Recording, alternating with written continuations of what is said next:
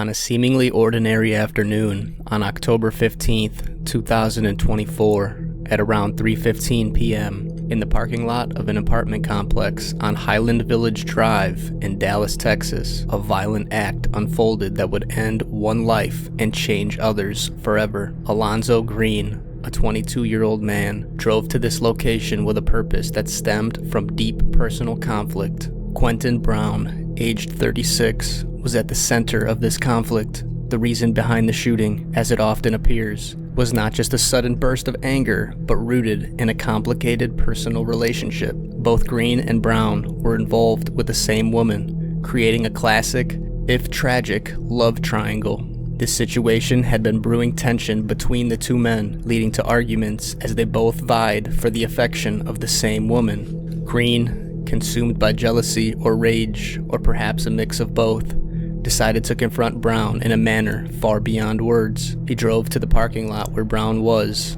armed with a gun. The choice of location might have been strategic or simply opportunistic. Parking lots are public, yet can offer enough privacy for such dire acts due to their often transient nature. Upon arriving, Green didn't hesitate. There were no reported long standoffs or verbal exchanges that escalated. Instead, Green approached Brown and shot him. The act was swift, indicating perhaps a premeditated intent to cause harm or eliminate what Green saw as his rival.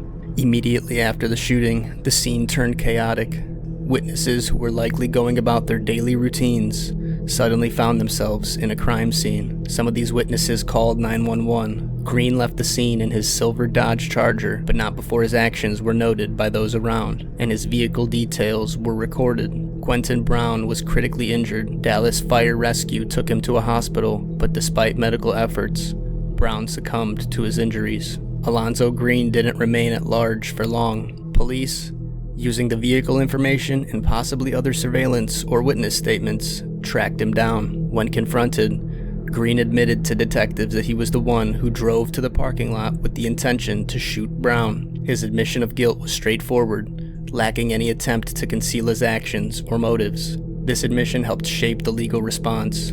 Green was charged with murder. His straightforward confession likely simplified the legal proceedings against him, though the emotional and social ramifications for all involved were anything but simple. His straightforward confession likely simplified the legal proceedings against him, though the emotional and social ramifications for all involved were anything but simple.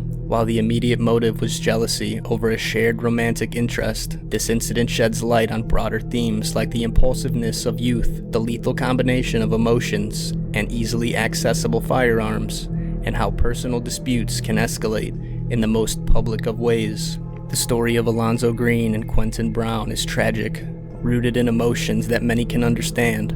Love, jealousy, anger, but it escalated to an irreversible act of violence. Green's admission paints a picture not of a hardened criminal, but perhaps of a young man overtaken by a moment's passion, now facing the weight of his actions under the law. This event serves as a grim reminder on how quickly life can change, not just for the victim, but for the perpetrator, whose life, too, is effectively over in many respects due to a single, decisive action in a parking lot.